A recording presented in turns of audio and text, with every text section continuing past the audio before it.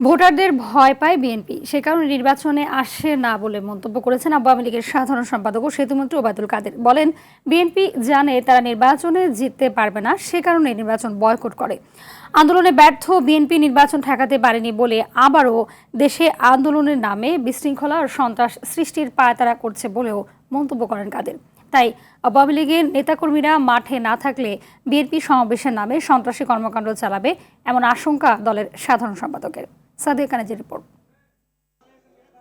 Sunbit সব দিবে সামাল। সানবিট ম্যাজিক প্রেস ডিশওয়াশিং এর মাথা ঘোরানো সলিউশন।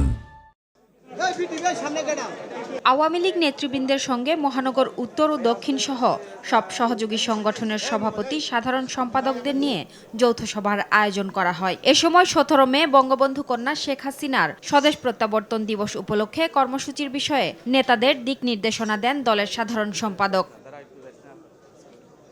কাদের। বলেন, সে সময় প্রধানমন্ত্রী শেখ হাসিনা দেশে না এলে এত উন্নয়ন সম্ভব হতো না। এত ষড়যন্ত্রের মধ্যেও প্রধানমন্ত্রী নির্বাচনের ধারাবাহিকতা বজায় রাখায় ভূয়সী প্রশংসা করেন তিনি। শেখ হাসিনা না এলে পদ্মা সেতু হতো না, মেট্রো রেল হতো না।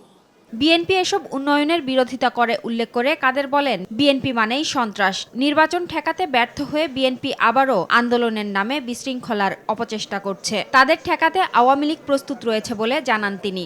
বিএনপির সমাবেশ মানেই অগ্নি সন্ত্রাস, বিএনপির সমাবেশ মানে বিশৃঙ্খলা। আমাদের সবাইকে সতর্ক থাকতে হবে, সজাগ থাকতে হবে।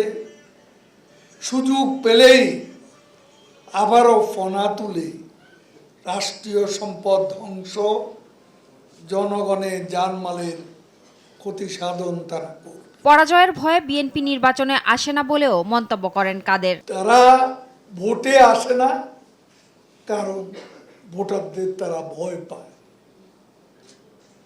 ভোটারদের ভয় পায় বলে তারা ভোটে আসে না। এটা এখন প্রতিষ্ঠিত হয়ে গেছে। বিএনপি কেন ভোটে আসতে চায় না?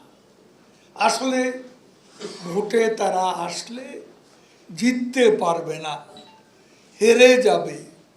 এই ভয় থেকে তারা নির্বাচন বয়কট করে।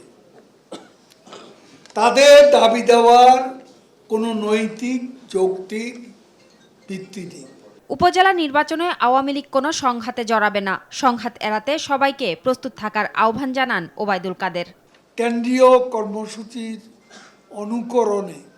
অনুসরণে নিজস্ব কর্মসূচি আপনারা প্রণয়ন করবেন।